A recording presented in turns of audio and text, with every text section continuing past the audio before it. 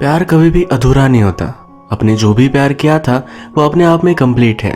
Hello friends, आज की हमारी मूवी हेवनली फॉरेस्ट जो 2006 की एक जापानीज रोमांटिक मूवी है, ये भी इसी थीम पर बेस्ड है। ये कॉलेज रोमांस स्टोरी है, पर ये मूवी उससे बहुत ही ज्यादा कुछ बन जाती है। बहुत सारी चीजें हमें सिखा कर जाती है। ये मूवी मेरे लिए तो एक बहुत ही ब्यूटीफुल एक्सपीरियंस था, जो आप भी कीजिए। वीडियो स्टार्ट करने से पहले मैं आप सबसे रिक्वेस्ट करना चाहता हूँ, अगर आपको वीडियो अच्छा लगता है तो प्लीज इस वीडियो को लाइक और कमेंट जरूर कर दीजिएगा। इससे चैनल को बहुत सपोर्ट मिलता है। So now hold on to your seats और इस सफर का मजा लीजिए। मूवी स्टार्ट होती है और हम हमारे मेन कैरेक्टर, जिसका नाम है मकातो, इसे न्यूयॉर्क में आया हुआ देख सकते हैं। 2 साल बाद उसे अपनी बेस्ट फ्रेंड का लेटर मिला था, तो उसे ही मिलने के लिए वो यहाँ आया हुआ था। इस लेटर से उसे पता चला है कि उसकी फ्रेंड का यहाँ एग्जीबिशन है। मकातो खुद एक फोटोग्राफर है। न्यूयॉर्क में अपने फ्रेंड का पता ढूंढते हुए अलग अलग जगह ढूंढता है। उसने इस लेटर को जब रिप्लाई दिया था तो उसमें लिखा था कि मुझे अब भी याद है हमने एक साथ जो टाइम स्पेंड किया था। हमारा जो फॉरेस्ट था वो अभी भी वैसे का वैसा ही है, जहाँ पर हमने बहुत सारी फोटोज ली थी। पंछियों की फोटो लेते हुए डोनट बिस्किट खाए थे, उसे ये सब याद है। इसके बाद मकातो और उसकी फ्रेंड की स्टोरी ये फ्लैशबैक में स्टार्ट होती है। ये बात 6 साल पहले की है। मकातो का आज कॉलेज स्टार्ट हुआ था। सब बच्चों को वेलकम करने के लिए उनकी इंडक्शन सेरेमनी चल रही थी। यहाँ टाइम वेस्ट करना मकातो को सही नहीं लगता। उसे फोटोग्राफी का शौक है, तो यहाँ पर एक फॉरेस्ट में जाकर वो फोटो निकालने वाला था। यही जाते जाते रास्ते पर शिजुरू को देखता है। शिजुरू हमारी और एक मेन कैरेक्टर है, और मूवी के फर्स्ट में मकातो को जो लेटर मिला था ये भी शिजुरू ने ही सेंड किया था। मकातो देखता है कि शिजुरू रोड क्रॉस करने की कोशिश कर रही है, पर सक्सेसफुली कर नहीं पा रही। वो उसके पास गया, उसे कहता है कि यहाँ कोई भी गाड़ी रुकती नहीं, आगे एक सिग्नल है जहाँ पर से सब क्रॉस करते हैं। मकातो को इसके बारे में पता था, तो शिजुरू को लगा कि उसका सीनियर होगा, जिसके बारे में उसे वो पूछ लेती है। मकातो कहता है कि मैं एंट्रेंस एग्जाम देने के लिए यहाँ आया हुआ था। फिर शिजुरू ने कहा कि हमें हमारे इंडक्शन में साथ जाना चाहिए। मकातो अपने फोटोग्राफी के प्लान्स के बारे में उसे बताता है। इसके बाद वहां से वो जा रहा था, पर शिजुरू वहीं रुकी। उसने उसे देखा तो शिजुरू कहती है कि मैं यही रुकना चाहती हूँ।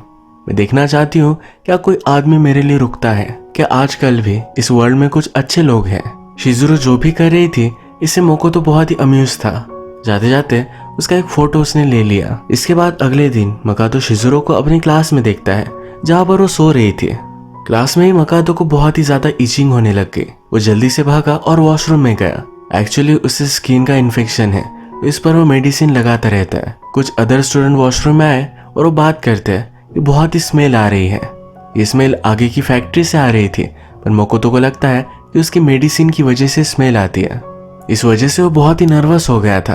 अपने डॉक्टर के पास गया, इस प्रॉब्लम के बारे में बताया। डॉक्टर कहते हैं इस मेडिसिन को तुम बचपन से लगा रहे हो, इसका कोई भी स्मेल नहीं आता, ये सब तुम्हारे माइंड में है। मकातो इस बात को जाने नहीं दे सकता। उसे अभी भी लगता था कि उसकी बॉडी से ही स्मेल आता है, तो लोगों से वो दूर रहता था। एक दिन कैंटीन में शिजुरू मकातो के पास आई। मकातो अनकंफर्टेबल हो गया। उसे लगा कि शिजुरू को शायद उसकी स्मेल आएगी। शिजुरू उससे पूछती है कि उस दिन तुमने मेरी फोटो क्यों ली थी।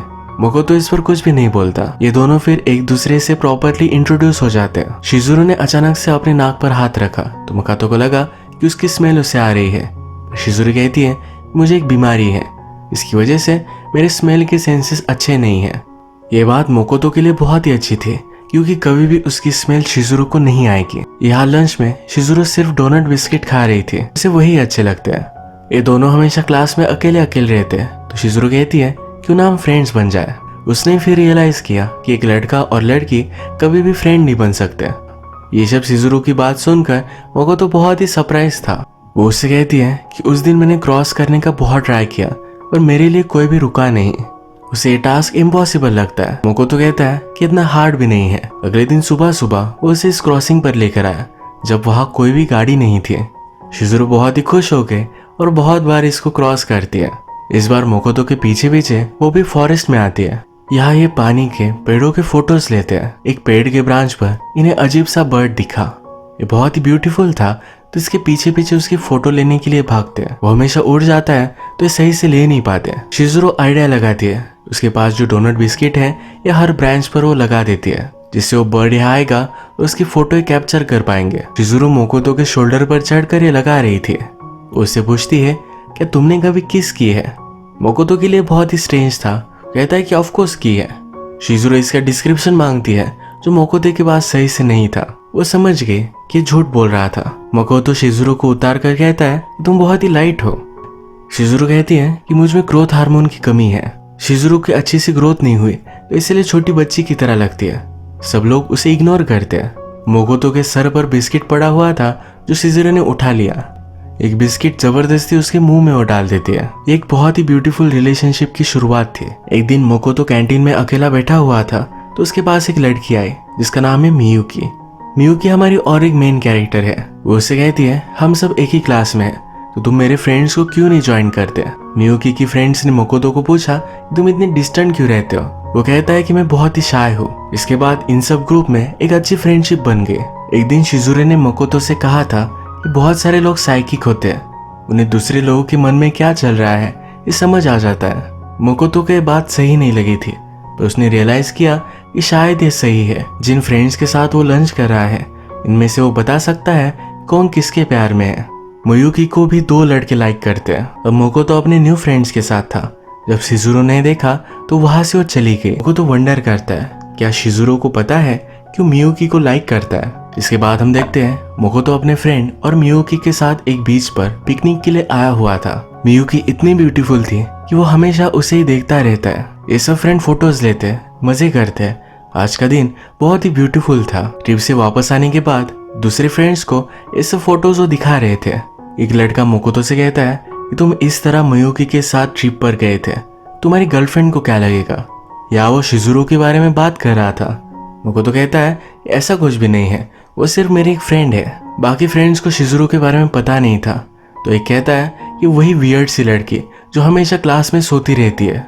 शिजुरो के बारे में जो भी बात चल रही थी ये शिजुरो ने पीछे से सुन ली। वो गुस्से में वहां से चली जाती है। मोकोतो भी बहाना बनाकर उसके पीछे पीछे गया। शिजुरो और मोकोतो की यूजुअल जगह लेक के पास के फॉरेस्ट के पास जाकर वो बैठी हुई थी। मोकोतो उसके पास जाकर कहता है कि उनका कहने का वैसा मतलब नहीं था। शिजुरो कहती कि वो क्या कहते हैं इससे मुझे कुछ भी फर्क नहीं पड़ता, पर तुमने मुझे डिफेंड नहीं किया। तुम बार बार बोल रहे थे कि मैं सिर्फ तुम्हारी फ्रेंड हूँ, जैसे कि मुझसे तुम एम्बैरेस्ड हो। तुम कह सकते थे कि वो वैसी नहीं है, वो लोगों के सामने प्रिटेंड नहीं करती, जैसी है वैसे दिखाती है।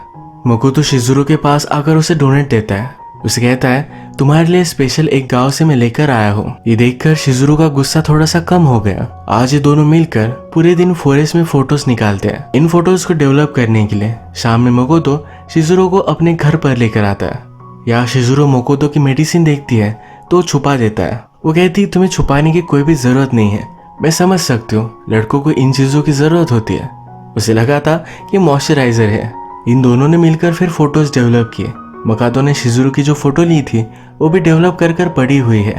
जब शिजुरो ये देखती है तो उसे बहुत अच्छा लगा। ये सब करते हुए आज रात देर हो चुकी थी तो मोकोतो शिजुरो को कहता है कि मैं तुम्हें घर छोड़ देता हूँ। शिजुरो मोकोतो से कहती है कि जब मैं पूरी तरीके से ग्रोन अप हो जाऊंगी तो तुम सिर्फ मेरी फोटो लोगे।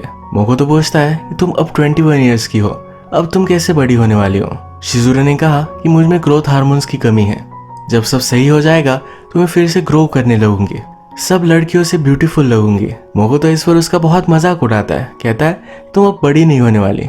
जिससे कि हमें पता है कि मोकोतो को मियुकी बहुत ही अच्छी लगती थी तो हमेशा उसके साथ वो टाइम स्पेंड करना चाहता था। उसकी मेडिसिन से स्मेल आ सकती है तो वो भी अप्लाई करना उसने छोड़ दिया था। एक दिन मियुकी क्लास में वेडिंग फोटोज देख रही थी। इसके बारे में मोकोतो ने उससे पूछा तो कहती है कि वेडिंग मुझे बहुत ही अच्छी लगती है, उसकी जब भी वेडिंग होगी उसके लिए वो बहुत ही एक्साइटेड है। वो मोकोतो से पूछती है क्या तुम एक्साइटेड नहीं हो। वो कहता है कि शायद मैं कभी शादी नहीं करूंगा। मियुकी उसे समझाती है इस वर्ल्ड में किसी ना किसी को तुम्हारी प्यार की जरूरत होगी, उस पर्सन के लिए तुम्हें शादी करनी चाहिए। एक दिन मोकोतो मियुकी को फॉरेस्ट में लेकर आया। वो जब इन दोनों को देखती है तो बहुत ही ज्यादा गुस्सा हो गई। गुस्से में जा रही थी तो मोकोतो उससे पूछता है कि क्या हुआ। वो कहती है मुझे पता है मियुकी बहुत ही ब्यूटीफुल है, इसी वजह से सब लोग उसे लाइक करते हैं और तुम भी। ये जो जगह है ये मुझे लगा था कि सिर्फ हम दोनों के लिए है। अब यहाँ मियुकी आ गए तो इस बात से शिजुरो बहुत ही अपसेट थी। अगले दिन वो क्लास में नहीं आई। लाइब्रेरी में वो मियुकी के आगे आकर बैठती है। उससे बात नहीं करना चाहती थी पर मियुकी का उसने नेकलेस देखा जो बहुत ही ब्यूटीफुल था। वो उससे कहती है कि लव का नेकलेस है, शायद इसी वजह से तुम्हें सब लोग लाइक करते हैं। मियुकी और शिजुरो फिर बहुत सारी बातें करते हैं। मोकोतो इन्हें एक साथ देखता है तो बहुत ही जेलस हो गया था। वो शिजुरो से पूछता है, तुम करना क्या चाहती हो? मैं सिर्फ चाहती हूँ कि मैं जिससे प्यार करती हूँ उसे अपना प्यार मिल सके। इसका मतलब है वो मोकोतो को प्यार करती है, पर मोकोतो मियुकी से। वो मियुकी को जान लेगी और मोकोतो को हेल्प करेगी ताकि मियुकी भी उसके प्यार में बढ़ जाए। अब इसके बाद बहुत सारा टाइम गुजर चुका है। मोकोतो मियुकी से प्यार करता है कि उसे बता नहीं पाया। लंच पर इनकी डिस्कशन चलती है। यहाँ पर मियुकी की प्लान है कि कॉलेज खत्म हो जाने के बाद वो एक अलग कंट्री में जॉब के लिए जाने वाली है। मोकोतो आगे क्या करेगा इसके बारे में उसे पता नहीं है। तो शिजुरो कहती है, तुम्हें फोटोग्राफर बनना चाहिए। मोकोतो को नहीं लगता कि इससे वो अच्छे पैसे कमा पाएगा। आज रात मोकोतो ने कॉलेज में शिजुरो को कुछ सामान लाते हुए देखा। उसे पूछता है, तुम ये सब क्या कर रही हो? शिजुरो कहती है कि मैं घर छोड़कर आ चुकी हूँ, अब वो कॉलेज में ही रहेगी और वही सब कुछ मैनेज करेगी। मोकोतो कहता है कि तुम्हें इतना सारा स्ट्रगल करने की जरूरत नहीं है, तुम मेरे साथ आकर रह सकते हो। शिजुरो भी इसके लिए मान जाती है। घर आकर उसने जो भी फोटोज लिए थे ये सब वो टाई करती है। मोकोतो ये देखता है और सरप्राइज था, ये शिजुरो बहुत ही अच्छी फोटोग्राफर है। रात में सोते वक्त शिजुरो एक मेडिसिन ले रही थी। मोकोतो उसे इसके बारे में पूछता है पर वो बताती नहीं। वो मोकोतो से कहती है, तुम अपने बेड पर ही सोना, मैं यहाँ नीचे सो जाऊंगी। वो उसके पास आए तो कहती है कि तुमने मुझे अपने घर पर रहने के लिए दिया, इसके बदले में मैं तुम्हारे साथ इंटीमेट होना चाहती हूँ। मोकोतो इस पर मना कर देता है, कहता है तुम्हें यहाँ लाने का मेरा ऐसा कोई भी रीजन नहीं था। शिजुरो कहती है कि तुम ऐसा क्यों करते हो, मैं और लड़कियों की तरह नहीं हूँ क्या? इसी वजह से तुम देखना, जब मैं बड़ी हो जाऊंगी तो बहुत ही ब्यूटीफुल लगूंगी, तब तुम्हें पछता होगा। तब तुम सोचोगे कि काश उस रात में शिजुरो के साथ सो जाता। मोकोतो इस सब को इग्नोर कर सो जाता है। अगले दिन रात में शिजुरो ने खाना बनाया। मोकोतो से कहती है, मैं हमेशा मेरे ब्रदर के लिए बनाया करती थी, ब्रदर की डेथ हुई इसी वजह से वो घर से निकल आई थी। मोकोतो से पूछता है कि ये कैसे हुआ? शिजुरो कहती है कि हमारी फैमिली में एक जेनेटिक बीमारी है, जब हम बड़े होते हैं तो शायद उसके बाद हमारी डेथ हो सकती है। शिजुरो की ग्रोथ नहीं हुई तो इस वजह से वो बची हुई है। इसके बाद नेक्स्ट सीन में हम देखते हैं कि मोकोतो मियुकी के साथ था। उसे बताती है कि आज मेरा बर्थडे है। मोकोतो ने कहा, तुम्हें क्या गिफ्ट चाहिए? वो कहती है, संडे पर एक वेडिंग है, इस वेडिंग पर तुम मेरे साथ आना। शाम में ये बात जब मोकोतो ने शिजुरो से कही तो कहती है कि उसने तुम्हें चूज कर लिया है। मोकोतो ने नोटिस किया था कि शिजुरो एक बहुत ही अच्छी फोटोग्राफर है, तो कहता है कि तुम्हें भी फोटोग्राफी के लिए अप्लाई करना चाहिए। एक कंपटीशन है जहाँ पर हम दोनों जा सकते हैं। शिजुरो इसके लिए बहुत ही एक्साइटेड थी। अब संडे आया तो मोकोतो को मियुकी के साथ वेडिंग पर जाना है। शिजुरो उसे सूट बाय करने के लिए कहती है। उसने कहा, मियुकी तुम में उसका फ्यूचर हस्बैंड ढूंढेगी, तुम्हें अच्छे से ड्रेस होकर जाना चाहिए। आज भी मोकोतो ने अपनी मेडिसिन लगाई हुई नहीं थी।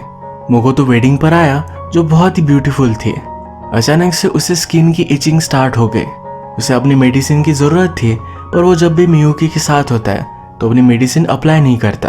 वो जल्दी से बाथरूम में आया। उसने अपने पॉकेट चेक किए तो उसमें शिजुरो ने मोकोतो की मेडिसिन डाल दिए थे। इससे मोकोतो को राहत मिली। वेडिंग के बाद बाहर ही एक फोटोशूट चल रहा था। सब लड़कियां ब्राइड के ड्रेस में रेडी होकर अपने बॉयफ्रेंड्स के साथ फोटो ले रही थी। यहाँ पर मोकोतो और मियुकी भी फोटो लेते हैं। रात में मोकोतो जब घर पर आया तो शिजुरो बहुत रोई थी। उसका एक बेबी टूथ निकल आया था। जैसा उसने कहा था कि अब उसकी ग्रोथ होगी, वैसे अब होनी स्टार्ट हो चुकी है। मोकोतो शिजुरो से पूछता है कि तुम्हारा बर्थडे कब है, हमें सेलिब्रेट करना चाहिए। शिजुरो कहती है कि तुम मुझ पर ध्यान मत दो, सिर्फ मियुकी का ख्याल रखा करो। मोकोतो कहता है, हम कभी भी एक साथ नहीं रह सकते, वो अलग कंट्री में जाएगी। इससे मैं उतना सैड नहीं हूँ क्योंकि मेरा जो प्यार था ये कंप्लीट है। एक तरफा प्यार हमेशा अपने आप में कंप्लीट होता है। इसके बाद शिजुरो उससे पूछती है कि तुम मेरे बर्थडे पर मुझे क्या गिफ्ट दोगे। मोकोतो कहता है, तुम्हें जो भी चाहिए। शिजुरो ने एक्साइटेड होकर कहा कि तुम मुझे किस करना। कंपटीशन के लिए जो फोटो सबमिट करने वाली है इसमें यही थीम रखना चाहती है। मोकोतो भी कतराते कतराते इसके लिए मान जाता है। शिजुरो एक्साइटेड होकर कहती है, मेरा बर्थडे फिर कल ही है। ये दोनों अगले दिन उनके लेक फॉरेस्ट के पास आए। मोकोतो नोटिस करता है कि शिजुरो की हाइट थोड़ी सी बढ़ चुकी है। ये दोनों फिर किस करते हैं। शिजुरो ने उससे पूछा कि जो किस हमने की, क्या इसमें थोड़ा सा भी प्यार था? मोकोतो इस पर कुछ भी नहीं बोलता। शिजुरो भी इसे जाने देती है। रात में जब मोकोतो घर पर आया तो शिजुरो कहीं भी नहीं थी। उसने छोटी सी नोट लिखी थी, इसमें लिखा था, तुमने मेरे लिए जो भी किया इसके लिए मैं बहुत ही ग्रेटफुल हूँ। इस बात से मोकोतो बहुत ही डिस्टर्ब हो जाता है। हर जगह उसे ढूंढने लगता है पर उसे वो कहीं भी नहीं मिलती। कॉलेज के एडमिनिस्ट्रेशन से शिजुरो का पता निकाला, उसके घर जाकर आया पर वो वहां भी नहीं थी। वो इतना अपसेट हो चुका था कि बहुत सारे दिन वो अपने बेड से उठा ही नहीं। खाना पीना उसने सब कुछ छोड़ दिया था। एक दिन ढूंढते ढूंढते मोकोतो के फ्रेंड्स उसके पास पहुंचे। ये सारे मिलकर उसे हॉस्पिटल ले जा रहे थे। मोकोतो को होश आया तो कहता है मुझसे दूर रहो, मेडिसिन की स्मेल आ रही है। उसके फ्रेंड कहते हैं कि तुमसे कोई भी स्मेल नहीं आती, तुमसे तो हमेशा शैम्पू की फ्रेग्रेंस आती है। हॉस्पिटल में मोकोतो ठीक हो जाने के बाद उसका सब फ्रेंड्स मजाक लेते हैं। उन्हें पता है कि वो सीक्रेटली शिजुरो के साथ रह रहा था। मोकोतो कहता है कि हम दोनों के बीच वैसा कुछ भी नहीं था। सबका कॉलेज खत्म होकर सबको जॉब भी मिल चुका है। इस बार मियुकी और मोकोतो ये लास्ट टाइम मिलेंगे। मोकोतो बहुत ही अपसेट था कि शिजुरो को ढूंढ नहीं पा रहा। मियुकी भी मोकोतो को हमेशा से लाइक करती थी, तो अब मियुकी उससे मूव ऑन कर चुकी है। वो मोकोतो से पूछती है क्या तुमने मुझे कभी लाइक किया था? मोकोतो इस पर हाँ कहता है। इसके बाद ये अपने लाइफ में अलग अलग रास्ते पर चले गए। मोकोतो ने डिसाइड किया कि उसे फोटोग्राफर ही बनना है। उसने फिर फूड फोटोग्राफी का जॉब ले लिया। बहुत दिनों बाद अचानक से एक दिन उसे शिजुरो का लेटर मिला। इसमें लिखा था कि मैं सॉरी हूँ कि मैं ऐसे ही चली गई थी। उस दिन हमारी किस हुई तो उसके बाद मैं बहुत ही डिसअपॉइंटेड थी। मैं फिर न्यूयॉर्क में आई और मैंने डिसाइड किया कि मैं अब कुछ ना कुछ तो ट्राई करूंगी। फोटोग्राफी के एक फर्म में वो काम करने लग गए। वो एक अच्छी फोटोग्राफर बन चुकी है और उसका अब एग्जीबिशन है। इस एग्जीबिशन के लिए उसने मोकोतो को इनवाइट किया है। मूवी के फर्स्ट में हमने देखा कि मोकोतो न्यूयॉर्क आया हुआ है। ये इसी रीजन की वजह से आया था। एक जगह पर मोकोतो और शिजुरो मिलने वाले थे, पर उस जगह पर उसे मियुकी मिली। उसे देखकर बहुत ही सरप्राइज था। मियुकी उसे फिर उसके घर पर लेकर आती है। वो उससे कहती है मैं अपने काम के लिए न्यूयॉर्क में थी, तभी एक दिन वो शिजुरो से मिली। उसे मैंने जब देखा तो मैं उस पर बिलीव नहीं कर पाए। वो एक फुल ग्रोन वुमन की तरह लगती है। तुम भी अगर उसे देखोगे तो पहचान नहीं पाओगे। उन दिनों शिजुरो अपने स्टूडियो में रहा करती थी, तो मियुकी ने उससे कहा तुम मेरे साथ आकर रह सकते हो। फिर ये दोनों रूममेट हो गई। मोकोतो मियुकी से पूछता है कि शिजुरो कहाँ है। मियुकी कहती है कि उसे अचानक से अपने फोटोशूट के लिए एले जाना पड़ा। इस बार तुम उससे मिल नहीं पाओगे, शायद अगली बार जब आओगे तब वो तुमसे मिलेगी। मियुकी मोकोतो से कहती है कि शिजुरो के एग्जीबिशन को अभी भी टाइम है, तुम एक दो दिन यहाँ घूम सकते हो। मोकोतो ने ऐसा ही किया। सब सिटी को घूमा और रात में जब घर पर आया तो आंसरिंग मशीन पर शिजुरो के फादर का मैसेज था। ये मैसेज शिजुरो के फादर ने मियुकी के लिए दिया हुआ था। इस मैसेज में शिजुरो के फादर कहते हैं कि तुमने जो भी शिजुरो को हेल्प की इसके लिए हम थैंकफुल हैं। शिजुरो का फ्यूनरल सही से हो चुका, शिजुरो की डेथ हो चुकी। ये मोकोतो को सुनकर बहुत ही बड़ा शॉक लगा। मियुकी जब घर पर आए तो उससे वो फिर से पूछता है कि एक्चुअल में शिजुरो को हुआ क्या। मियुकी कहती है कि वो बहुत ही बीमार थी, उसकी मदर का ही डिसीज उसे हुआ। वो जैसे पहले थी, अगर वैसे ही रहती तो शायद उसकी डेथ नहीं होती। उसने अपनी मेडिसिन लेना बंद कर दिया था। वो जब तुमसे मिली तो चाहती थी कि दूसरी लड़कियों की तरह दिखे, वो भी ब्यूटीफुल बने। इसी वजह से वो बड़ा होना चाहती थी। अपनी मेडिसिन लेना उसने बंद कर दिया था। मोकोतो को बड़ा शॉक लगा। उसे लगा कि शिजुरो की डेथ सिर्फ उसी की वजह से हुई। मियुकी उसे समझाती है कि ऐसा कुछ भी नहीं था। शिजुरो अपनी लाइफ को एक्सपीरियंस करना चाहती थी, इसी वजह से उसने ये सब किया था। उसे जब पता चला कि अब उसके पास बहुत ही कम टाइम है तो हमेशा तुम्हारे लिए लेटर लिखती थी। उसका प्लान था कि बहुत सालों तक मेरे थ्रू वो लेटर तुम्हें भेजती रहने वाली थी। जब भी वो लेटर लिखा करती थी तो वो बहुत ही खुश थी। उसका मानना था कि उसकी डेथ भी हो जाए और फिर भी वो मोकोतो के हार्ट में जिंदा रहेगी। मोकोतो बहुत रोया। अगले दिन शिजुरो के आर्ट एग्जीबिशन में आया। वहां पर एक पूरी वॉल मोकोतो के फोटोज की थी। दोनों के फर्स्ट किस का फोटो भी यही है। इसके नीचे लिखा है माय वन एंड ओनली किस। शिजुरो अब कैसी दिखती थी इसका भी फोटो यहाँ है। ये सब देखकर वो बहुत रोता है। उसे शिजुरो की सब बातें याद आती है। एक लेटर में शिजुरो ने लिखा था कि क्या तुमने मुझे जब किस किया था उसमें कुछ प्यार था? इस पर मोकोतो कहता है उसमें प्यार था और तुम मेरी सब कुछ थे। पर ये सब चीज उसने शिजुरो के जाने के बाद रियलाइज की। न्यूयॉर्क से जाते वक्त मोकोतो मियुकी से कहता है कि मुझे तुम शिजुरो के लेटर्स भेजते रहना। शिजुरो से हमेशा झूठ कहती थी तो उसके झूठ के सहारे वो रहना चाहता है। स्लोली उसे शिजुरो के लेटर्स मिलेंगे और उसका वो वेट करता रहेगा। एक लेटर में शिजुरो ने लिखा था कि मैं एक नए प्लेस पर आई हूँ, ये बहुत ही ब्यूटीफुल है, पर अब मुझे यहाँ से जाना पड़ेगा। हम सब का एक जगह से जाना डिफिकल्ट होता है और फिर भी हमें स्माइल के साथ जाना चाहिए। वो होप करती है कभी ना कभी कहीं ना कहीं तो वो दोनों मिलेंगे ही। शिजुरो और मोकोतो फर्स्ट टाइम जब फॉरेस्ट में गए थे फोटो लेने के लिए, जिस बर्ड का उन्होंने पीछा किया था यही बर्ड हम मोकोतो के पास देखते हैं। यानी कि शिजुरो मरने के बाद भी उसके साथ ही है। अगर मूवी में देखें तो शिज़ुरो का प्यार एक तरफा था, पर वो कंप्लीट था। एक तरफा प्यार की यही तो खास बात होती है, हम हर रोज जीतते हैं और हर रोज हारते हैं। मोकोतो को बहुत पछतावा हुआ था जब वो शिज़ुरो के साथ था तो उसका प्यार पहचान नहीं पाया। ये मूवी हमें बताती है कि आप जिन भी लोगों के साथ हो उन्हें अपना पूरा प्यार दो, शायद बाद में वो मोमेंट आपके पास ना आए। इसी एक थॉट पर आज का वीडियो हम खत्म करते हैं। अगर आपको वीडियो अच्छा लगा तो प्लीज़ इस वीडियो को लाइक कर दीजिएगा। मैं बहुत सारी मूवीज़ लेकर आता रहता हूँ, तो प्लीज़ चैनल को सब्सक्राइब कर दीजिए और बेल नोटिफिकेशन आइकॉन दबाना मत भूलिएगा। हम फिर से मिलेंगे और एक नई मूवी के साथ। तब तक के लिए थैंक यू और आप अपने आप का ख्याल रखिए।